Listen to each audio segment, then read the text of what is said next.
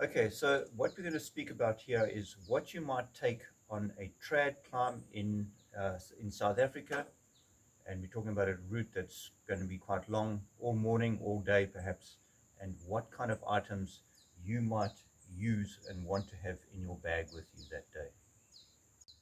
Okay, so for starters, you're going to want some food, whatever food you like to eat on the mountain. Sun cream, essential, a head torch, and a water bottle, obviously full, a first aid kit, always needed. Well, hopefully you don't need it, but have some bandages, some painkillers, etc. inside there, and then your route description and a map of the area if you might need. Route descriptions either in a book like this. Some people prefer to have route descriptions on their phone. Personally, I prefer to have route descriptions on cards like this, and with the topo, they're quick and easy to use. They can scrunch up easily in your rucksack, and a far nicer way of doing things. Then, of what you might carry for uh, warmth or rain and that, almost always take a rain jacket with you. It can stop the wind and the rain. Depending on where you are and what the weather conditions might be like, have a light fleece with you at least for warmth, and remembering you could end up spending the night out. And again, a pair of gloves is not a bad idea.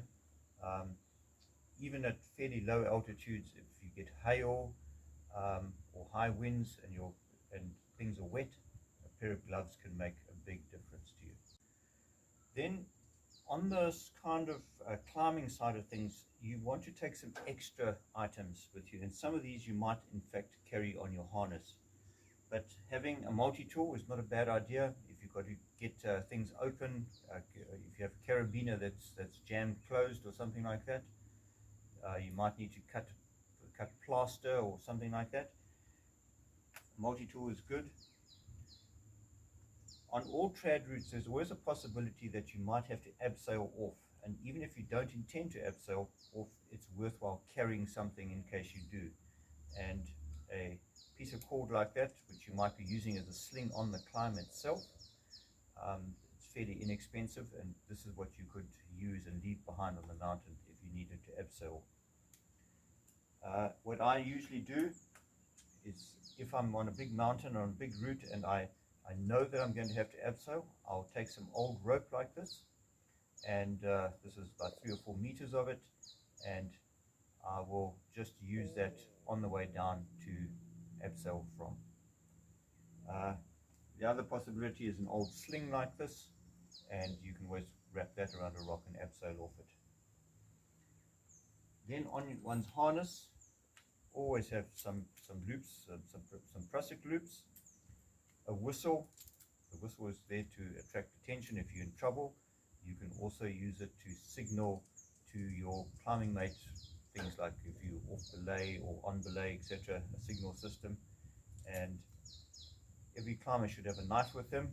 The knife can be used for a whole bunch of things, but if you need to cut an abseil cord like that, you need a knife to do it with.